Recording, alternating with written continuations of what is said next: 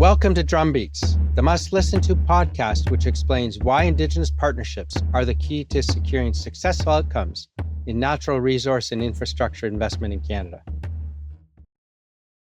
I'm Mark Magnacca, and my co-host Robert Brandt and I are joined today by Matthew Jackson, Vice President of Indigenous Partnerships and Business Development at Hydro One Networks Incorporated, Ontario's largest transmission company, operating over 90% of the province's transmission grid.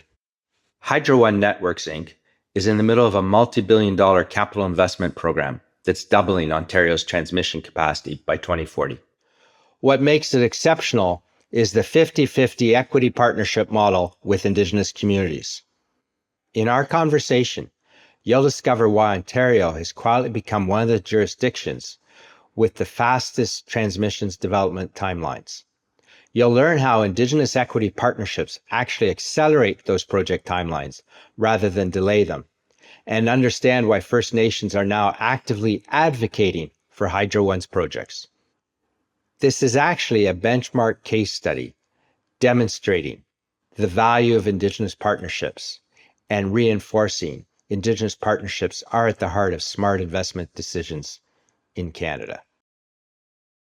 Welcome, Matthew Jackson, Vice President, Indigenous Partnerships and Business Development from Hydro One. Great to have you on the podcast today with us. Thank you. Looking forward to it. Morning, Matthew. Thanks for joining us. Thanks for having me. So a little bit of background, Matthew. Just can you talk about, introduce yourself to our UK and investor audience, and also tell us about Hydro One and your role there and what you've achieved over the past few years. Excellent. Would love to. And thanks for having me this morning. Before I get started, I do just want to recognize the territory that I'm broadcasting to you today from. So I am joining today from Takaranto, otherwise known as Toronto, and it's the traditional territory of many nations, including the Huron-Wendat, the Haudenosaunee, the Anishinaabeg. And I did want to recognize that it's part of the treaty territory of the Mississauga of the Credit First Nation, covered by Treaty 13, otherwise known as the Toronto Purchase Agreement. Before I get started, I just want to recognize that Hydro One's head office is located in the traditional territory and the treaty lands of Mississaugas of the Credit First Nation. So a little bit about Hydro One as we get started. So Hydro One is the largest transmission company in the province of Ontario. We operate well in excess of 90% of all transmission in Ontario. And we serve as well through our distribution system 1.5 million customers across the province. And one of the stats that I like to share when I speak about the company and the regions of the province that we serve, we have 1.5 million customers and 1.6 million electricity poles across our franchise area. That really speaks to the vast remote reach of the territories we serve. And when you think about Ontario, so Ontario is the largest province in Canada. The landmass of Ontario alone is nearly 5 times the size of the United Kingdom. And that really speaks to the rural and remote parts of the province that we serve through our transmission and distribution system. So we're an Ontario-based company, and we serve 1.5 million customers with over 9,300 employees across the province. And what about yourself, Matthew? Tell us a little bit about your background and where you grew up. Sure. So thanks for that. And I grew up a small town kid here in Ontario, grew up about 3 hours north of Toronto in the traditional territory of the Saugeen Ojibwe Nation in a place called the Bruce Peninsula. Grew up in a small town living in between 2 First Nation communities. And from there, started my journey into the electricity and energy space about 18 years ago. Spent the first 13 years of my career working in the oil and gas sector here in Ontario, and made the switch into the electricity system about 7 years ago. And I've been with Hydro One building Indigenous partnerships in the electricity space for just coming up on 5 years. And it's been a remarkable journey that I'm looking forward to talking to you guys about this morning in terms of our new approach to partnership. Yeah, talk to us about what attracted you to Hydro One in the first place. That's a great question. And I think what attracted me first and foremost was the ability to lead work that we could have an impact. And I knew when I started the conversation with Hydro One that there was a real desire to do two things. First and foremost, to map a new path with Indigenous governments across the province, recognizing that we needed to rebuild the electricity system in Ontario. And in order to do that, it was going to take real change and real action as it related to reconciliation. So I seen the opportunity to lead work that had purpose.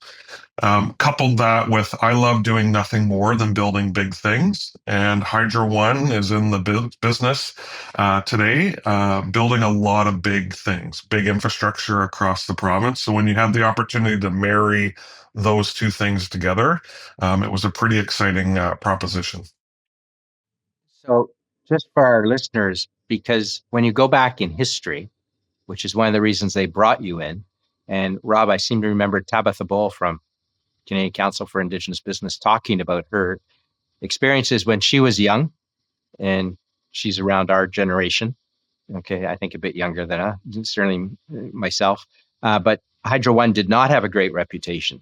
So I think this is a clear example of, you know, the way of working in the past was not going to work, wasn't really working effectively, and going forward to succeed, they had to turn things around. So I think that's part of your story, Matthew, and joining the organization at the time. Can you talk a little bit about that? We don't want to spend too much time on the past, but it's important for people to understand this is an organization that's pivoted almost 360.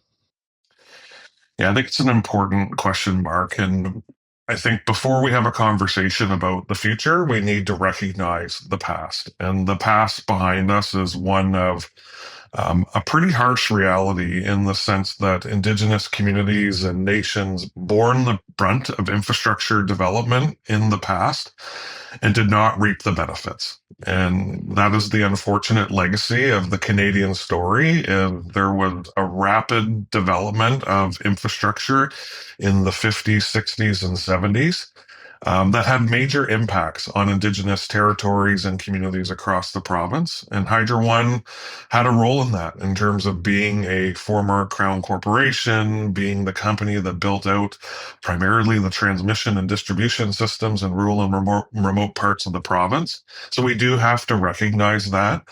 And we do have to have open and honest conversations about that because there's no way in which we can ask First Nation governments to enter into partnerships moving forward in terms of new infrastructure without having that honest conversation. And that's been a large sort of motivator in terms of getting this right the second time around. I certainly can't control the sort of actions of the company from previous generations, but certainly can play a role in mapping out a better future. And I think the important thing to recognize on this, Mark, is this is not a Hydro One story. This is the story of First Nation governments standing up and challenging Hydro One to do better and helping guide the way. And Hydro One, thankfully, has been in a position whereby we had leadership listening and investing time and effort into understanding the direction First Nation leaders would like to see us go this time around. So this success is really built on the input, the guidance, and the willingness First Nation leadership have demonstrated to work together in good faith to map this new path forward. Just maybe in that context, you also mentioned that Hydro One was a Crown corporation.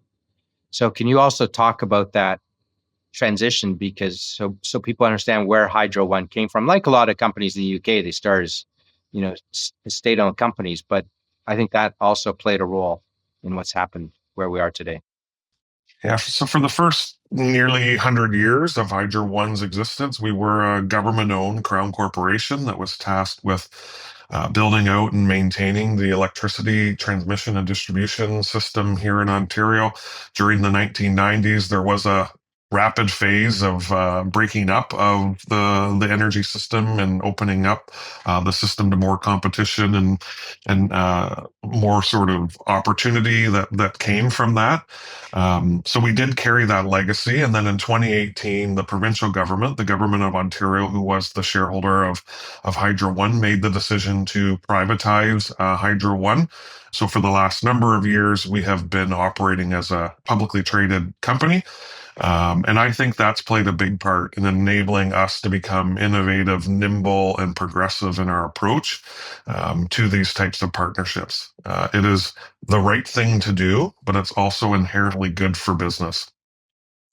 Listed on the Toronto Stock Exchange and market capitalization, roughly 30 billion. Is that right, Matthew? Yeah, just north of there, and growing. And it's been, a remarkable 4 or 5 years for Hydro One in terms of growth, both in that time phrase, but also forward looking. We are in the phase of one of our most rapid sort of periods of investment in recent memory. And that's exciting, but comes with its challenges in terms of making sure the work we do underpins that growth. And that 4 or 5 year period coincides with a change in approach to working with Indigenous people too, which also is about the time you arrived at Hydro One. Was it that change that brought you in, or were you part of that decision-making process? And maybe talk to us about that landmark change of approach. Yeah, I reflect on the approach and the change often, and the remarkable thing about the change is it had been a change led by many people. And I talked a little bit earlier about the leadership shown by First Nation partners from across the province, challenging Hydro One to do better. And I think that's where the change started. When I arrived at Hydro One 5 years ago, we found the company at what I describe as an inflection point. We had two transmission lines that were under development, early development. We had the Waasigan transmission line in northwestern Ontario and the Chatham by Lakeshore line here in the southwestern part of Ontario, the industrial heartland of the province. Both of those projects were mired in delay.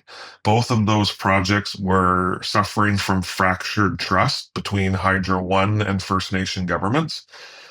And our partners on the Waasigan transmission line at one point lost total confidence in Hydro One's ability to build this infrastructure in a good way and to get the fundamentals of partnership right. And it was their leadership and their challenge that really led Hydro One to the edge of that inflection point, and we had a choice to make. Do we pivot in a dramatic way and do things big and differently? Or do we continue to keep our head in the sand and try and repeat the mistakes of the past? And thankfully, our senior leadership team, our board of directors, a number of my colleagues from across the company leaned into listening to what First Nation governments were telling us. And we were hearing consistently from First Nation leadership that there was a recipe and a roadmap in the spirit and the intent of the treaties that were signed that underpin Canada, in that infrastructure should be built in partnership, benefits should be shared equally, and there should be collaboration in decision making. And we really, from there, worked to build a model around what we heard from communities as being important. And that's why I'm always very careful to take credit for the work. I think the work has been the result of senior First Nation leaders taking positions and helping guide the way, elders from communities contributing and providing guidance, as well as a number of senior leaders and team members from Hydro One that have all really invested our hearts and our souls into trying to get this right. We don't get 100% of everything right, but we're trying our best to really map this path out in a good way, and it's been a remarkable success. Just on that, Matthew, so a couple questions for you to talk further about. I have a number that Ontario Hydro engages with over 130 Indigenous governments. So if it's anything in that ballpark will be of interest to our listeners over here thinking, how do you manage that? And also about the 50-50 model. Can you talk us through both those issues in whatever order you think is best to set the scene? Because I think this is a real story that everybody's can benefit from knowing more about. Yeah, so thanks for that, Mark. And I talked a little bit at the start about the vastness of the territory in which Hydro One serves. That provides us a unique opportunity in the sense that we have the opportunity to work with over 130 different Indigenous groups and communities from across the province. I would say, historically speaking, companies like Hydro One and industry in general spent a lot of time focusing on how to manage the Indigenous risk. For the last 2 or 3 decades, that's been the dialogue in the Canadian context in industry is how do we manage the Indigenous risk? Because we've seen a long list of infrastructure development opportunities in Canada suffer from delay or cancellation because they couldn't get the fundamentals of partnership right. Part of the shift at Hydro One has been a complete rethink of how we look at not the Indigenous risk, but how do we embrace the Indigenous opportunity? And that shift in mindset has been fundamental to the new direction that we continue to map out. When you can make that shift and when you start thinking about the opportunity that comes with the relationships we have with 130 communities across the province, that's a unique competitive advantage that if we get it right, no other company can compete on because we have the long-term relationships, we have the ability to partner, but that takes work, and I think that's been a core focus of our work over the last 5 years as one, changing the DNA of Hydro One and the way we think away from the risk to embracing the opportunity. And then as we think about the opportunities, getting back to grassroots, deep, meaningful relationships where we're no longer showing up in communities when we have a project to talk about. Our goal and the point that we're rowing towards is being the company that communities look to and see as having value in terms of that relationship over the long term. So that when we want to talk about a transmission line or an infrastructure development, we're their natural choice. So it really has been that focus on shifting away from the historic management of risk philosophy into one of embracing Indigenous partnerships as a competitive opportunity. And we've seen enormous commercial success from that shift in approach. So describe that new that policy, the 50-50 policy for us, Matthew. So the First Nations equity partnership model is something I think all Hydro One team members and community partners are quite proud of. Back in 2022, Hydro One, together with a number of First Nation governments from across the province, announced a commitment to a 50-50 equal ownership model on all future transmission lines over $100 million in investment. That essentially was a public commitment from Hydro One to offer equal ownership in the transmission lines that we build out moving forward. And it committed us to not only the 50-50 equal ownership, but working together from the development stages, the very earliest development, the very earliest thinking of project development. We're now partnering with communities to make sure their perspectives, their goals, their aspirations are all covered in those plans. So it really is, again, shifting away from that historic model of simply consulting on projects towards a model that is similar to sort of thinking about co-development of infrastructure. So the model was developed at a time when we had two transmission lines that were mired in delay and likely to face a number of years of opposition and challenge and fractured relationship from communities. I'm proud to report the Chatham by Lakeshore transmission line came into service a year ahead of schedule and close to $30 million under budget because we were able to turn our relationships around with our 5 First Nation partners in the Southwest. So a huge success. And those savings are savings that help create downward pressure on rates. $30 million less invested is $30 million less hitting the ratepayer. Not all of those savings were accrued from the equity model, but a large portion could be because getting the partnership right allowed us to construct quicker, which meant overall better outcomes. And as it relates to our Waasigan transmission line, a $1.2 billion investment in northwestern Ontario, that line suffered from delay at the beginning, We have entered into construction. I'm proud to report, and I'm very proud of the fact that we've been able to earn the full consent and support of all 9 First Nation governments who have partnered on that line with Hydro One. So construction's well underway and progressing in a really good fashion. Wow, really, really impressive. I think when you talk through those numbers, transmission lines they're big projects. And when we look at Canada right now under Prime Minister Carney and, 31, 32 projects on a list, and some have been announced so far, it demonstrates working with the Indigenous peoples, brings bottom line benefit. Things happen quicker, under budgets, hopefully most of the time. But if you don't work with the Indigenous people, your projects aren't going to happen on time because they're just not going to get built. And you're going to spend a lot of money unnecessarily because you haven't approached it the right way. So I think those are great lessons for our audience. Matthew, those equity, the 50% stakes, you're not giving those away, are you? That's a great question, and probably one of the most common questions I get. And the short answer is no. We partner with Indigenous communities on the development of the infrastructure, but then we collaborate with those First Nations to support their investment into 50% ownership in the equity in the line. So First Nation governments are becoming equity investors and owners in the infrastructure. Um, and we help along the journey of that process to make sure that access to capital is not a barrier to the model's implementation. But the short answer is the nations are going out to secure capital to make their investments in the line. And we're excited about that opportunity, but working hand in hand with our partners to make sure capital is available.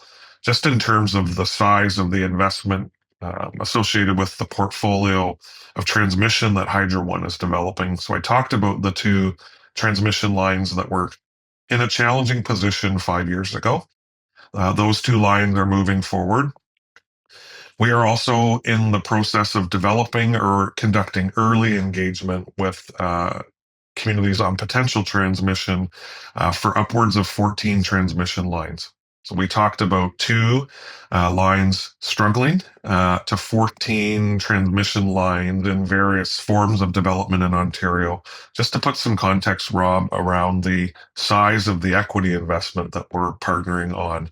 By the mid part of the 2030s, we expect that we should be able to facilitate somewhere north of $2 billion in First Nation equity ownership in the transmission system in Ontario. Wow. So that is the opportunity and the challenge in front of us, is making sure that financing that $2 billion of investment is doable, and we're confident it will be.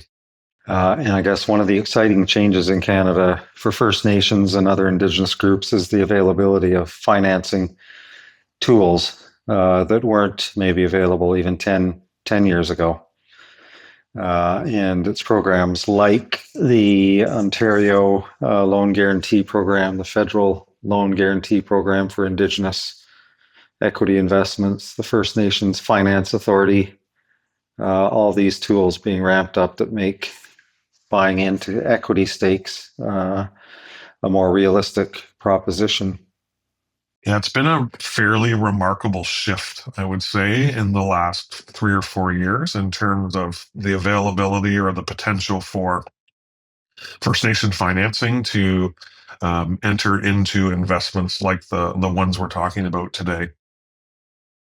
Almost immediately after announcing the First Nations equity partnership model, we shifted our focus at Hydro One to thinking about what could we do to help remove those potential barriers to First Nation financing into the system. So we've been working on this now really since 2014 when we've enabled the first equity investment in our Bruce to Milton line.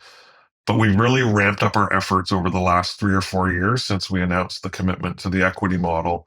We've done a number of things. So you referenced the provincial and federal loan guarantee programs. We've been collaborating with our partners and the provincial and federal governments to make sure that those programs continue to support the needs and goals of First Nations looking to invest in the transmission system. Hydro One has invested a significant amount of time talking to our lending community to make sure that they were aware of the model and understood the merits. And the third thing I'll say on that is the transmission business is a rate regulated, relatively low risk investment and a long term investment. So we have been out telling the story to the investment community that there is a relatively low risk investment here. There is a very high impact return in terms of long term revenue streams for these communities to benefit from. And there ought not to be the historic barriers that once were around in the way of financing these deals for all of those reasons. And I think there is a shift happening where you're seeing provincial and federal government step up. You're seeing the lending community start to open their mind and be far more comfortable with this. And I think you're seeing that moment of reconciliation kick into action in Canada, where it's about all of us leaning in, whether it be the developer, the financer, the provincial, the federal governments, together with First Nation governments coming up with solutions. And we've come from a place where 3 or 4 years ago, we were quite concerned about the ability to finance some of this equity, to relatively comfortable knowing that there should be access to capital out there. And we continue to invest a lot of time and effort with our partners to make sure that we're well ahead of that and proactively ready to support those investments. And for foreign investors, there's an opportunity there because typically the financing stack starts with a loan to the First Nations syndicate, and then that loan gets guaranteed by the types of programs we've been talking about, government programs, or in some cases, the First Nations Finance Authority is financing it itself on a long-term basis. But there's a need for private capital in the first instance, and there's no reason why foreign investors can't be the providers of that capital and have their loans guaranteed by those same programs. Yeah, I think I go back to sort of the comments I made about the opportunity that exists in terms of investing time and effort into building relationships with First Nation communities in Canada, and taking a long-term approach to this opportunity that is materializing. And the reality is that as reconciliation continues to drum forward in Canada, First Nation communities are going to continue to build and participate in the economy in more meaningful ways. It really is the only path forward for Canada.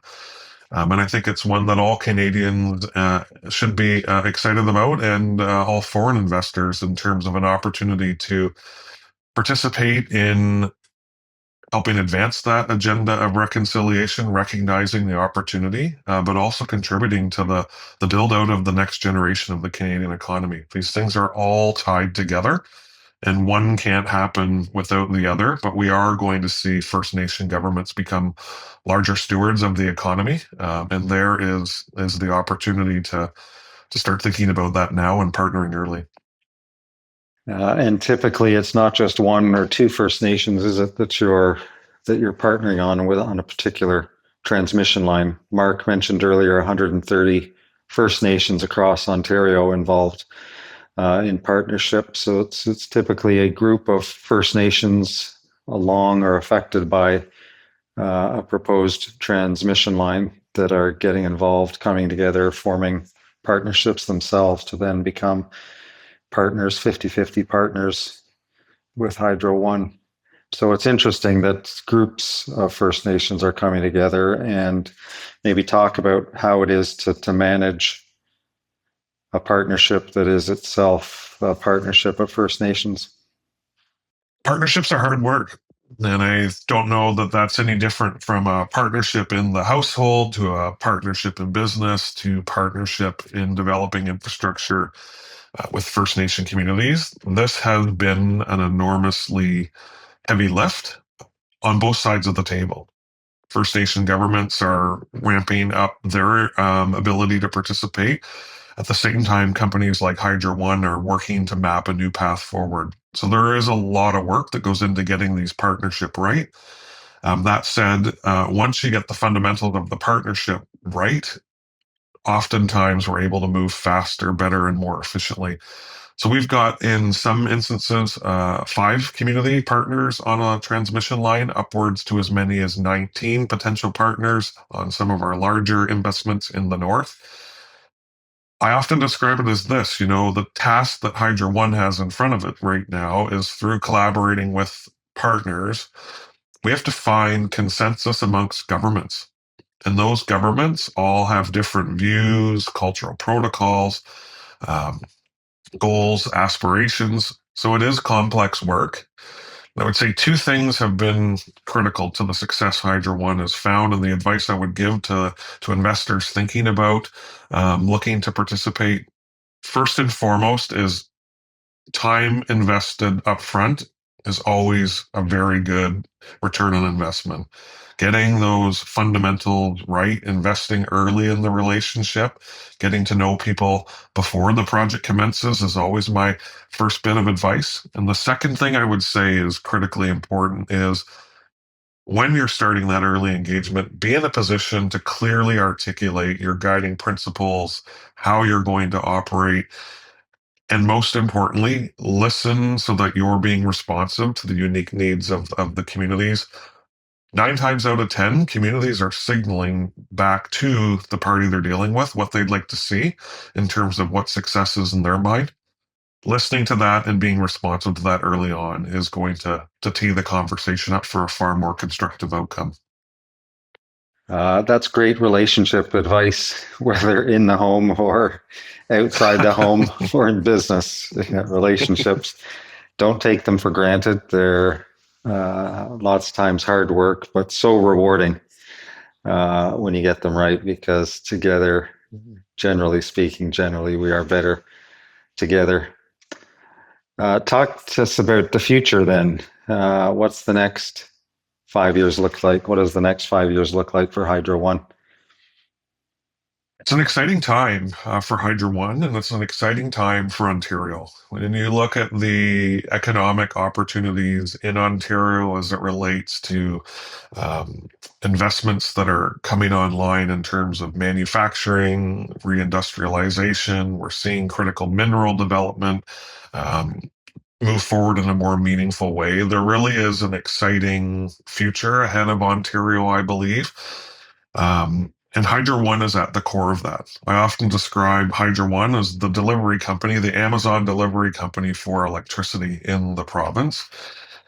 And thanks to the plan laid out by the provincial government in Ontario, their long-term views on energy and the investments that they're moving forward to make sure that Ontario has the energy today, but well into the future to meet the future needs. There's an enormous opportunity, whether it be in the transmission space, the critical mineral space, the generation space, manufacturing. All of that success is contingent upon finding these new paths forward with Indigenous governments. I think for Hydro One in the next 5 years, probably what's most exciting, a couple of things. Proving that this can be done. And I think we're well on that track, and a lot of people are watching. We're moving forward the largest reinvestment into the transmission space in Ontario in generations. We are reinvesting in doubling the size of the transmission grid over the next number of years. And we're doing so in a way that we've got the number of transmission lines that I talked about all moving forward. What's the goal? What's the goal? Sorry, double the size of the grid within how many years? Yeah, by the end of the 2030s, we'll have seen about a doubling of the grid here in Ontario. We've got, as I mentioned, 14 projects that have either been designated to Hydro One or we're engaging in very early conversations with partners about the potential for them to move forward. Those projects are from one end of the province to the other, and it is a remarkable investment. It's the largest investment of transmission moving forward in Canada. It is highly complex, but we're moving those transmission lines forward in a way that we are not seeing the same type of opposition, delay, or frustrated processes that we're seeing in other jurisdictions. Ontario is quietly becoming one of the quicker jurisdictions to develop transmission in through this new partnership approach by Hydro One, through the leadership that First Nation governments are showing. We have had recent modernization of the environmental assessments in Ontario to make that whole process work a little bit faster and better. But at the core of that is First Nation consent and buy-in. And I think quietly here in Ontario, we've done a pretty remarkable thing. We're shepherding those reinvestments forward, and there's not been a lot of controversy around the transmission space. So you asked, Rob, about the focus for the next 5 years for Hydro One. It really is about, number one, proving that we can deliver on our commitments and execute this infrastructure in a good way with First Nation communities. And for Hydro One, thinking about what's next in terms of continuing this expansion of the notion of partnership with Indigenous communities, all with the goal of Hydro One being the chosen and trusted energy partner to Indigenous communities across the province. Matthew, any objections to any proposed transmission lines from the Indigenous community so far? To date, I would say we're quite satisfied with the level of excitement and buy-in and support we've seen from First Nations from across the province. I touched a little bit earlier on the hard work that goes into building and maintaining these partnerships. I often describe the reality we face now as we're not having easy conversations. We're having different types of hard conversations than we were a number of years ago, but they're more constructive conversations. We're at the table early before a project has even been fully thought out. We're reflecting input from communities in those processes, and we have community leadership at the table helping make decisions from the beginning. All of that has led to a remarkable amount of support for these types of projects, which I think signals to me that when energy infrastructure investments are done the right way, First Nation communities are interested. They are excited about contributing and participating more in the Canadian economy. So, no, we've not seen that. I talked about the total number of transmission lines that we're working on. There are a number of transmission lines right now that Hydro One is conducting early engagement on. In the last two transmission lines that sort of advanced here in the province and are working towards potential sort of development with Hydro One, it's not been Hydro One advocating to the government for those lines to be designated our way. In those two circumstances, we've actually had the First Nation governments in their territories advocating to government on behalf of Hydro One for the project that they would like to see move forward in their territory. So again, shifting away from the Indigenous risk and embracing the opportunity, that shift in focus has sort of led to the best case scenario I think you can be in as an energy developer, which is where you have First Nation governments advocating to grow your business. And that's what we've seen. So that's the bar we continue to work towards. Great message for European listeners, especially who sometimes think that Canadian Indigenous people are against all development. And so we keep driving home the message that no, when approached in the right way, Indigenous people are quite supportive and want to be partners. I think that's it. And that's what we've seen. Not all projects likely will get the full endorsement of Indigenous communities, but certainly when done right, I think there's an enormous amount of interest and excitement about the opportunities that this new infrastructure can create, both in terms of the short and long-term opportunities associated with that participation that avails itself. Yeah. Well, Matthew Jackson, the Hydro One story is such a great one, a pioneer in the area of meaningful Indigenous participation in big projects. Lots of lessons for Canadians and overseas listeners. It's been a real pleasure talking to you this morning and learning a bit more about Hydro One past, present, and future. Thanks for taking the time. Thanks so much for having me, and really enjoyed the conversation, and hope this message lands lands both here in Canada and across on the other side of the sea for those European investors that are thinking about opportunities that may exist here in Canada.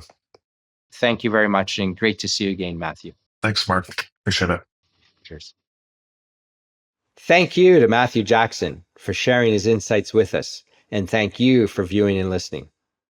Mark your calendars for the upcoming 2026 Summit taking place on the 8th of April. Be sure to share, subscribe, and leave a review on your favorite podcast channel. Thanks for listening to Drumbeats. Until next time.